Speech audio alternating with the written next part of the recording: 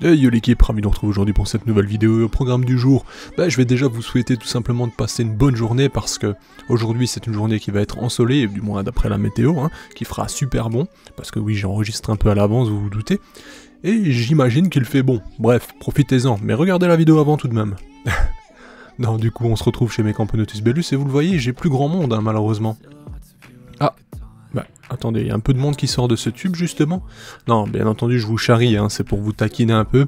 Tout va très bien chez Mecamponotus Bellus, vous allez le voir directement à l'image, on a toujours autant de monde, ça évolue super bien. Et franchement en termes de couvain c'est assez impressionnant, bien que là on est dans une phase où on a plus de pontes récentes, de larves, etc. que de cocons. C'est vrai que j'ai pas énormément de cocons pour le coup, on aurait observé ça il y a 3 semaines, c'était vraiment rempli, mais bon. C'est normal en soi, c'est des phases, ça évolue, il n'y a pas de souci. Là vous voyez les reines se réfugier en dessous du coton à droite, c'est pour ça que durant la vidéo vous n'allez pas les voir. Donc si vous avez regardé l'image précédente, vous allez vous rendre compte qu'elles sont vite cachées en bas à droite, du moins 2 d'entre elles, et on voit celle-ci en plein milieu, la 3e. Je le dis tout simplement parce que lorsque j'ai regardé les images, je me suis dit tiens elles sont où mes reines, mais en fait j'ai compris qu'elles s'étaient cachées directement à la lumière. Alors comme vous le voyez, ce tube qui est vachement propre, depuis le temps que je les ai, il est toujours aussi propre mine de rien, n'a plus d'eau. Ça c'est une chose, mais c'est pas vraiment un problème en soi parce que le fait qu'elles sont extrêmement nombreuses dedans, que celui-ci est chauffé de manière à reproduire un peu, je vais dire, les températures qu'on a aux Philippines, il fait assez chaud. Donc dès qu'elle consomme, je vais dire, différents liquides, il y a une sorte d'évaporation qui se crée et on a une sorte d'humidité parfois même qui est visuelle, on peut le voir directement sur le haut du tube. Donc elles ont toujours cette hygrométrie. Alors bien entendu par sécurité elles ont un tube humide à côté, donc si elles le souhaitent elles peuvent déménager sans aucun problème, mais pour l'instant à ma grande surprise elles sont très bien à l'intérieur de ce tube sec. Comme je le disais bien entendu elles génèrent eux-mêmes leur propre humidité, d'ailleurs il y a je veux dire des éleveurs qui ont de très grosses colonies, bon pas de Bellus mais d'autres espèces, où elles s'autogèrent directement, mais après on parle de milliers d'ouvrières. Donc voilà. Pour l'instant, qu'est-ce que j'ai remarqué de nouveautés vraiment chez Mecamponotus Bellus, excepté leur évolution, ça j'en suis très content, très satisfait, parce que vous vous doutez, mine de rien, c'était un peu le flou comme j'en parlais déjà. Mis à part ça, le seul changement dont je vous ai déjà parlé, mais qui est visible notamment sur les ouvrières, c'est que les nouvelles générations ont une petite touche de bordeaux, on va dire, au niveau du thorax.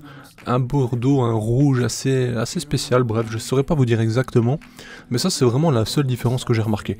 Alors, les ouvrières sont plus grandes, donc dès que celles-ci ont une petite physogastrie, comme à l'image on le remarque, on peut apercevoir des sortes de rainures un peu blanches, qui est tout simplement l'espace créé entre les tergites, donc on voit tout simplement leur liquide à l'intérieur, sans pour autant voir directement celui-ci, vous avez compris.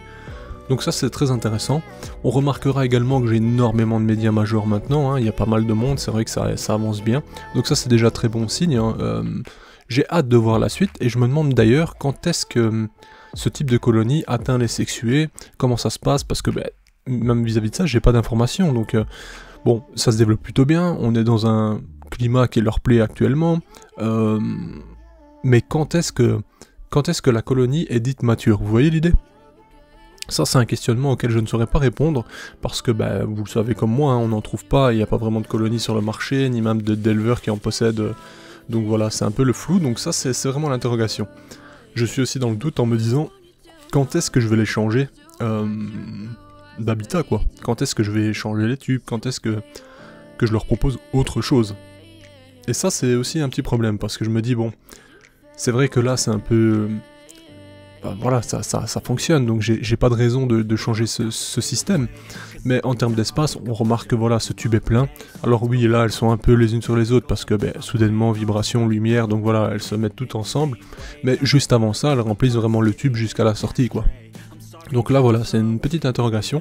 On remarquera également dans les points qu'elles n'ont aucun problème à marcher sur le verre, donc elles ne glissent pas spécialement, on voit qu'elles se déplacent très facilement, même la tête en bas, donc ça c'est très intéressant. Il y a pas mal d'espèces de fourmis qui certes sur des surfaces lisses n'ont pas autant de facilité, donc voilà, ça c'est un petit point qu'on remarquera. Qu'est-ce qu'il y a d'autre à dire exactement sur l'espèce en termes de comparaison avec d'autres? Pour moi, la tête vraiment correspond à d'autres espèces de fourmis, notamment qui nichent dans le bois, si vous voyez ce que je veux dire, mais bon, je vais pas trop m'avancer. C'est vrai que quand vous regardez les majors notamment ou les médias, on remarquera que l'avant, les mandibules, notamment d'une coloration différente, sont assez similaires à une autre espèce. Alors qu'est-ce qu'il en est? Bon, bah, aucune idée. Hein. J'ai pu soutirer quelques informations, comme je vous avais déjà dit, à des Philippins, notamment un photographe qui me disait que Camponotus bellus, effectivement, on avait une sorte de nid créé un peu comme nos abeilles, etc. Hein, donc une sorte de cellulose, mais qu'également elle nichait très bien dans les creux des arbres, donc s'il y a une petite entrée, elles s'infiltrent et voilà, elles font leur vie. Elles s'infiltrent également aux racines, elles vivent en pleine terre, aussi en hauteur, enfin bref. Ça semble être très varié et elles s'adaptent à pas mal d'environnements, c'est assez spécial. Malheureusement, je n'ai toujours pas réussi à obtenir des photos de nids en nature, hein, justement, ou même d'ouvrières en train de fourrager, ou ce genre de choses, pour voir un peu à quoi elles s'intéressent. Ça, c'est vrai que c'est un peu ennuyant, parce que j'aurais bien aimé voir, mais tôt ou tard, ça arrivera, c'est sûr et certain. À partir du moment où il y a des gens qui en vendent, tôt ou tard, il y aura des photos, c'est quasiment sûr. On remarquera également qu'il y a un joli polymorphisme chez ces petites ouvrières, hein. Vous allez le voir assez facilement, on a des ouvrières plus costauds, d'autres plus petites, et ce, encore maintenant, donc ce n'est pas parce que la colonie a avancé qu'elle crée maintenant des ouvrières plus costauds tout le temps. Donc on a toujours des petites ouvrières un peu plus petites que les autres. Donc ça, je trouve ça intéressant. Ce que j'attends également, c'est de voir si on aura des majors un peu plus costauds que ceux actuels. Hein, parce que ça aussi, c'est l'interrogation. Est-ce qu'on aura des majors proches de la taille des reines? Je ne saurais vous dire pour le moment, mais bon. Sachant que mes reines sont entre 9 mm et 1 cm, donc c'est vraiment pas grand en soi. Hein. C'est une très jolie Camponotus, mais c'est vrai qu'en termes de taille... ce n'est pas ce qu'on a vu de plus grand sur le marché. Pour les colorations, vous l'avez déjà vu, hein, on a des antennes et des pattes un peu dorées comme ça. On a un reflet un peu particulier, ce qui est très sympa. Bon, bien entendu, si vous ne connaissez pas encore l'espèce que vous découvrez cette vidéo, vous vous rendez compte qu'on a des petites vachettes, hein, très clairement. Et d'ailleurs, vous voyez que sous le gastre, certaines ont un blanc nacré sur toute la partie et d'autres ont ces petites taches, comme vous avez vu à l'instant. Donc ça c'est intéressant également, on a quelques différences. Mes 3 reines, parce que, bah oui, si vous ne le savez pas, que c'est, comme je le disais, la première vidéo que vous découvrez sur la chaîne, notamment sur cette espèce, j'ai 3 reines dans cette colonie qui sont parfaitement polygynes. Je vais vous faire un petit résumé par la même occasion d'ailleurs, du coup. Il faut savoir que des colonies qui ont été trouvées et dénichées, on va dire, par des chasseurs, hein, c'est comme ça qu'on les appelle, les gens qui vont justement en forêt ou n'importe où pour récolter des colonies ou des fourmis, ont aperçu déjà dans le passé donc une colonie avec plus de 20 reines, c'est-à-dire que en ouvrant, admettons, le nid, je ne sais comment, enfin voilà, ça m'intéresse pas ça, mais en ouvrant celui-ci, ils ont vu plus de 20 reines visibles comme ça, direct. Donc imaginez-vous un peu à quelle hauteur ça, enfin à quel point ça peut être fortement polygyne. Maintenant, ce sont les dires d'une personne, enfin vous voyez, donc est-ce que c'est vérifiable actuellement? Non.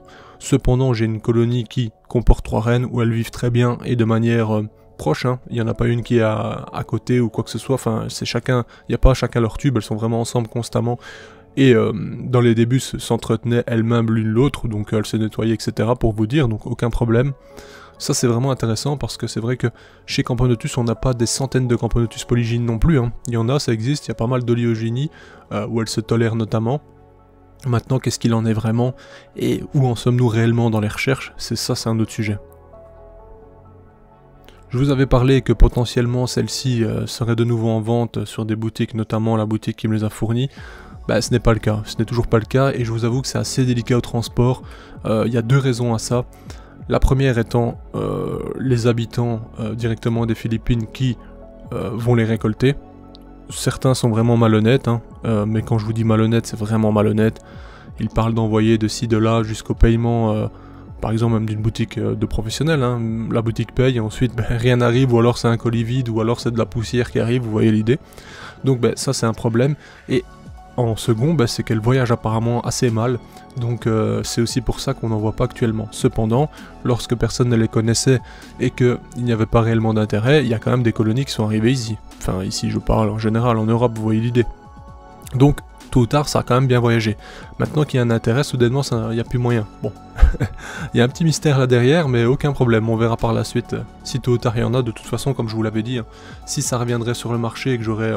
je veux dire une connaissance, un plan ou quelqu'un qui les vend, je vous tiendrai au courant parce que bien entendu vous êtes nombreux à souhaiter en acquérir, ce que je comprends totalement, hein, c'est vraiment mignon comme espèce, c'est bon.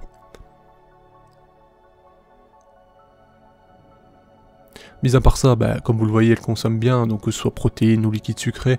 Maintenant qu'elles sont nombreuses, elles mangent énormément quand même. Bon, Comme je le disais, quand je dis énormément, faut prendre ça avec des grands guillemets parce que ça reste une petite colonie. Et vu leur taille, ça ne mange pas non plus comme d'autres espèces, vous voyez. Autrement, c'est franchement pas mal intéressant, super mignon. Actuellement, est-ce que j'ai pu observer réellement des traits de comportement, etc. Ben, en vue du setup, pas vraiment. Elle pratique énormément la trophallaxie, donc ça, il y en a énormément au sein de la colonie. On a toujours 2 ouvrières de caste style major ou média qui sont vers l'entrée du nid, donc le tube par conséquent. Je vais dire le setup actuel ne permet pas de faire une observation qui nous permettrait de dire que voilà, leur comportement nature est comme ceci ou comme cela selon certains trucs. Là c'est tellement petit en soi que certes elles sont rassurées, évoluent bien et grandissent bien dans ce style de setup, mais on peut pas observer un comportement particulier, du moins pas encore, ou alors je l'ai pas encore vu moi-même. Sinon dans l'ensemble j'ai aucun souci avec, elles sont quand même vachement plus actives maintenant dans l'ère de chasse. Hein. Lorsque, par exemple, si ça fait un jour ou deux que j'ai pas nourri, enfin, admettons, voilà, j'ai un cycle de 3 jours, ça fait 5 jours que j'ai pas mis de nourriture, admettons, elles le font remarquer, donc elles sont assez nombreuses dans l'ère de chasse et réclament en quelque sorte, vous voyez l'idée. Donc voilà, ça bouge bien, ça se nourrit bien, ça boit bien, même si, figurez-vous que ça boit peu. Ça, c'est vraiment une chose qui est... que j'ai remarqué, c'est sur leur abreuvoir de 10 ml, elles consomment très peu. Et encore ici, c'est même pas un 10, c'est un 5 ml, elles boivent pratiquement pas, enfin du moins pas énormément, donc c'est spécial, sachant qu'elles viennent d'un milieu très humide, etc. Qu'elles sont, je pense, aussi soumises à une forte évaporation dans la nature. Je sais pas, c'est spécial. Alors est-ce que c'est moi qui ne me rends pas compte qu'elles consomment via les cotons également de leur tube et non pas uniquement dans l'abreuvoir? C'est possible aussi. C'est peut-être ça qui fausse un peu mon observation. Mais mis à part ça, vous les voyez, hein, elles ont des reflets super mignons. Quand on regarde bien, on a un jeu de couleurs, mine de rien. Quand on regarde à première vue sans flash, sans spot lumineux assez puissant, ben, on se dirait, ouais, c'est des petites fourmis noires et blanches, quoi. Parce que on remarquera directement ça. Mais quand on regarde bien, on a une fourmi avec... en couleur principale, on va dire, quand même un noir qui n'est pas totalement noir. On a ensuite une sorte de couleur un peu bordeaux sur soit les ouvrières, les mandibules des majors, etc. Et on a des reflets dorés sur les pattes notamment et les antennes. Ça c'est hyper stylé je trouve. Donc au final, voilà, elles ont quand même leur coloration. Bon bien entendu je vous ai pas dit le blanc nacré qui est super visible, hein, avec ses motifs un peu en carreau, c'est spécial. Hein. Mais c'est vrai que pour certaines c'est assez intéressant. Vous verrez que, enfin, je sais pas si on la voit dans la vidéo, mais il y a une de mes reines qui est vraiment très maigre en ce moment. Aucun problème avec ça, hein, elles ont toute la nourriture nécessaire, mais c'est vrai que j'ai remarqué que son gaz avait nettement baissé. Alors, est-ce que c'est elle qui bombarde en ce moment, qui pond à foison? C'est possible également. Hein. Quand je regarde et j'observe mes Camponotus, notamment Barbaricus que je vous ai montré dernièrement, ma reine actuellement est super fit, alors que si vous regardez les vidéos qui datent d'1 an ou 2, elle avait une physogastrie, mais prête à exploser, quoi. Elle était énorme. Donc voilà, aussi quand elles bombardent en termes de ponte et qu'elles envoient, forcément, ben, elles sont un peu plus fit et plus minces, quoi. C'est normal. Il faut bien mettre quelque part tout ça, non ? Enfin voilà, j'espère en tout cas que cette vidéo vous a plu. N'hésitez pas aujourd'hui à prendre l'air, profiter du temps surtout.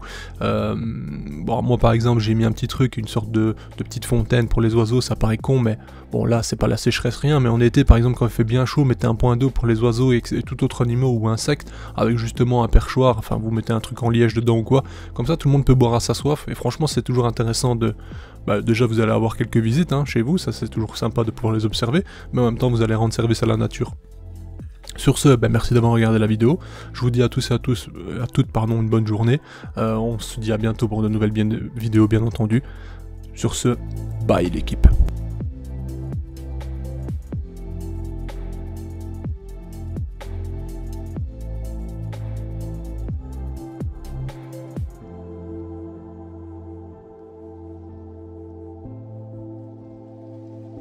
Hey, si toi aussi tu as apprécié la vidéo, n'oublie pas de t'abonner, de laisser un like, voire un commentaire, ou même de nous suivre sur les réseaux. Merci et à bientôt l'équipe.